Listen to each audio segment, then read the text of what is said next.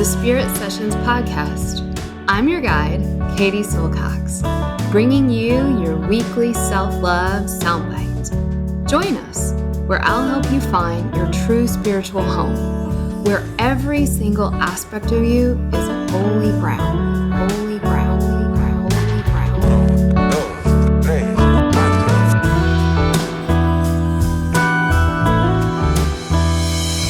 This is a Spirit Session podcast with Katie Silcox. Venga chicos, empezamos. 5, 4, 3, 2, 1, 0. All engine running. Liftoff. We have a liftoff. Hi everyone, Katie here. This podcast is intended to inspire you, educate you, and most importantly, support you on your journey towards knowing who you really are, that inner self, that inner teacher. I am not a psychologist or a medical doctor and do not offer professional health or medical advice on this podcast. If you are suffering from any kind of psychological or medical issue, please do the right thing and seek help from your qualified health professional. Hello, Happy New Year, and welcome to our very first episode of the new year. This is Eva, Katie's podcast manager, and before we get into the sweet episode that Katie recorded for you about the potent life lessons that she learned in 2025, I'm here to tell you that the 2026 class of our Divine Feminine Ayurveda School is kicking off in just 2 weeks. We start on January 14th, 2026, and I do not want you to miss out on this truly transformational course.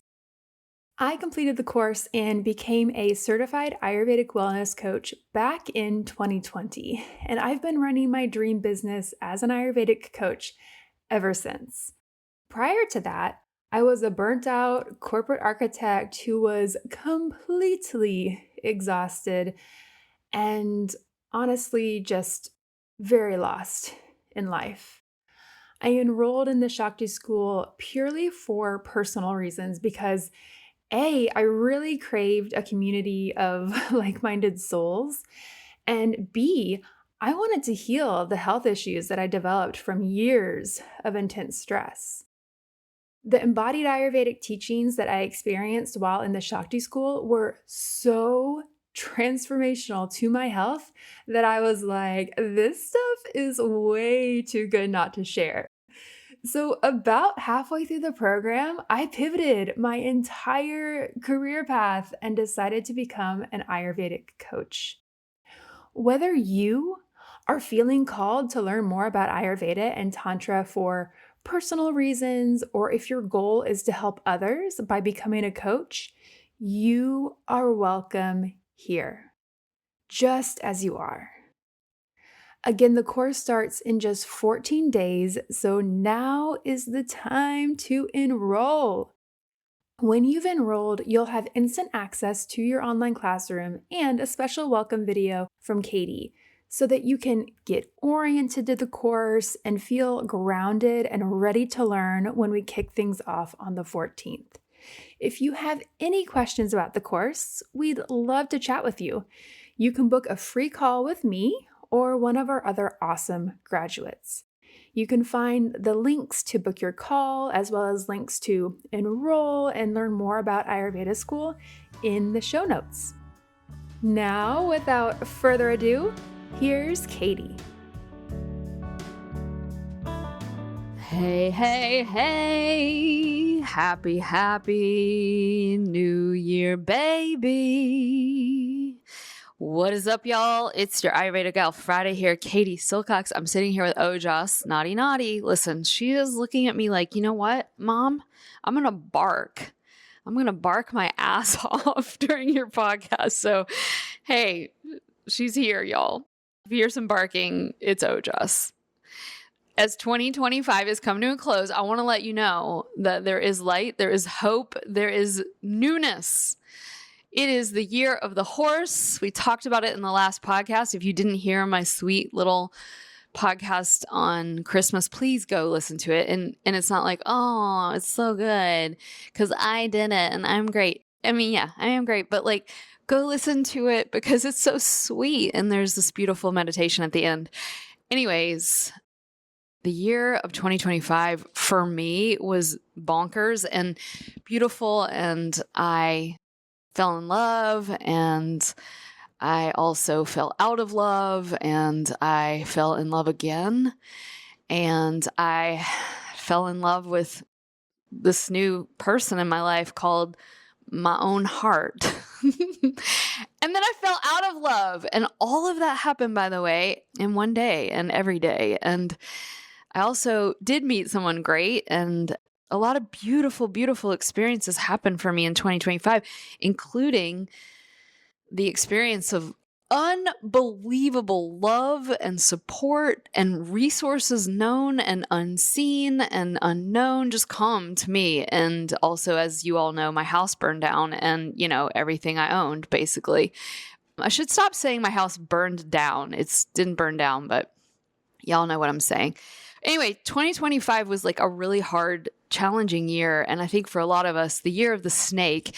And the snake's all about shedding its skin, letting go, burning away everything that's not going to be going forward with us into 2026. And so I really want you to take a moment sometime today, over the next few days, and just really consider 2025. What was the snake like shedding for me? What was I invited to look at, to let go of?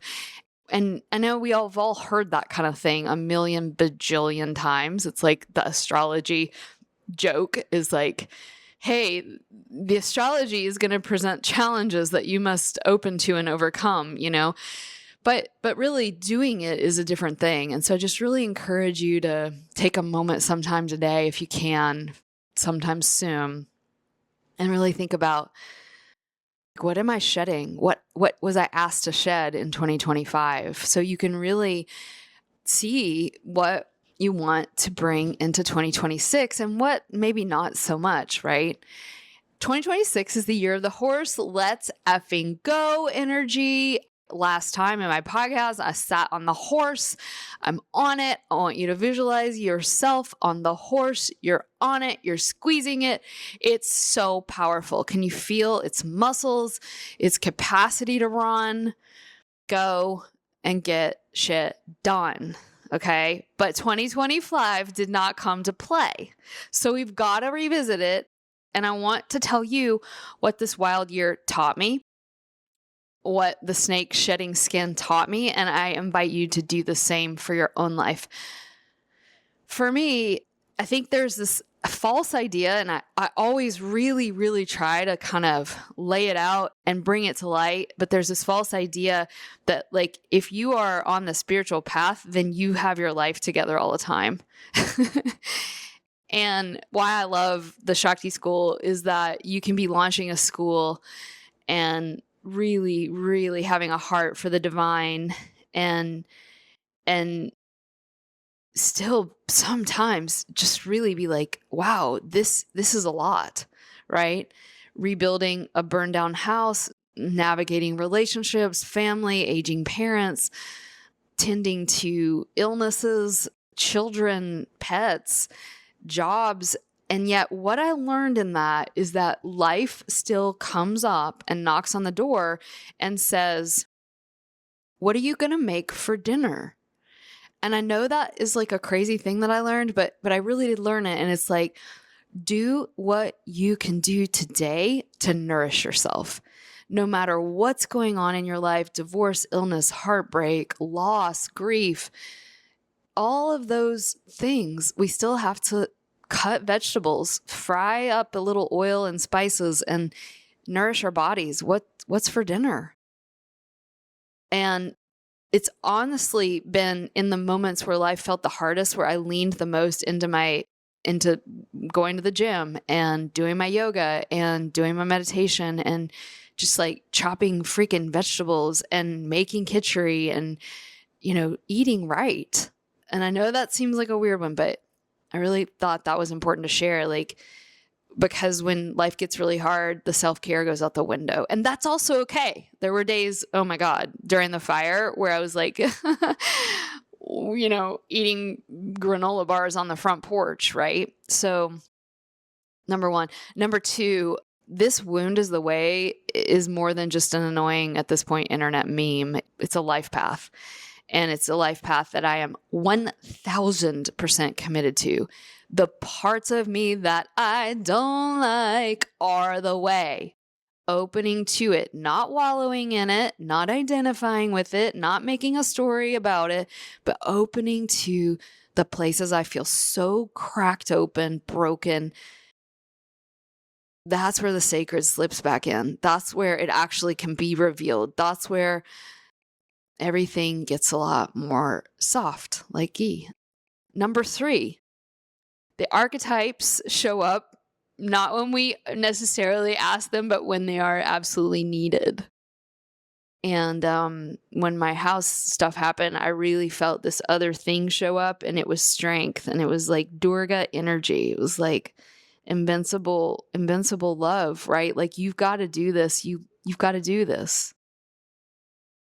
They're like cosmic first responders with ancient job descriptions. Number four, when the divine wants you to transform, you're going to be asked to transform, right? It's time. And I do not like it, not one bit, right? But so often the things that are unexpected and unplanned for are the soul lessons being given. Another big thing I realize is that family is really important. And when your parents start to age and show signs of their temporality, we're walking right onto the holy ground.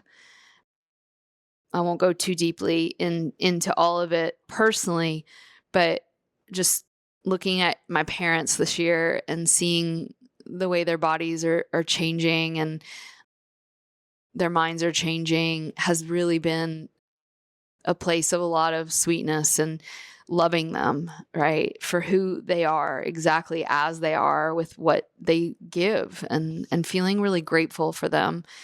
And I know my mom listens to this podcast, and she's going to be like, why are you saying my face looks old? My mother is the most beautiful woman in the world. But yeah, just really using this time with our parents, with all their flaws and all their beauty, to just really appreciate them. Ooh. Another big one for me was Panchakarma this year. Really, I got to go twice to my favorite Panchakarma center, and I'm doing a whole podcast on this, so I don't want to spoil it. But Panchakarma remains the only legal psychedelic the Ayurveda world will admit to, at least. And we are going to have a whole podcast on the psychedelics of ghee. Maybe it already came out. Anyways, psychedelics and ghee. Number 7, things not going as planned is the spiritual curriculum. God's favorite hobby, and I know I'm kind of repeating the same things over and over, but that's intentional. God's favorite hobby is to gently and sometimes not gently dismantle your human agenda. And I think every year we have to go through a recalibration, and it can feel like a downgrade in order to up level. Another thing that I've realized, 8, oh my gosh, how much I love the Shakti School. I mean, it's every year I care about it more. I value it more because selfishly of what it gives to me, just how great it is. Our students and our teachers are basically like mystical superheroes that are also like flawed humans. And every year our community gets bigger and stronger and funnier and deeper and wiser. And I love you. I love you, Shakti School. Thank you for being in my life. And thank you to everybody that makes that happen. Another thing that like I'm learning and 2025 taught me is like making big plans is not always the best idea. And it's my favorite thing to do. Right. But last year, every single freaking plan that I had almost to a T, like did not occur, at least not in the way I thought it was. And guess what? I'm going to still make big plans because I think we're meant to. I think we're meant to dream big, plan big, think big, dream big. and then watch the way that God laughs. So don't stop dreaming big. Don't stop planning big, and know that, a lot of it may or may not happen. And being in that kind of juxtaposition of what we want and what actually occurs, and being okay with both, but also continuing to dream big, is, I think, a really cool way to be. The last thing is, like, life's not going to slow down and chill out, and that's okay. It's not supposed to. If you're listening out there and you're young, like, you should be dreaming big. If you're listening out there and you're in your 40s and 50s, Ayurveda calls this the stress sandwich of pitta time of life. It's supposed to be intense, and that's okay. And if you're listening out there and you're in your 60s, 70s, 80s, 90s, 100s, like, it's supposed to be about do what you love. Get those last remaining desires out of the way. Go on the trip, right? Get a hot boyfriend, Florida lady. Did you guys hear about this? The number one community for STDs is the aging community, and that's hilarious. I don't want anyone to have STDs, but old people are getting it on. And I think that you should live out those last desires, but then don't stay there, right? The last part of life is about letting go of everything and learning what your true essence is and your true spiritual home, which is your soul, your infinite nature. Life is not going to stop, and neither should you. And so I want you to create the thing that you want to create now. Write the book now. Join the thing you've been waiting to join, right? Get involved. Do it. Do the freaking thing. Heal now. Laugh now. It's so cheesy, but, like, love the person now. And you got to do it. All the while feeling like maybe you can't. And that's what I've learned this year, just to keep going. And I hope that this inspires you to take some time in the new year to really consider what matters. Thank you all for being a part of my experience through the podcast in 2025, and I wish you all the most beautiful new year.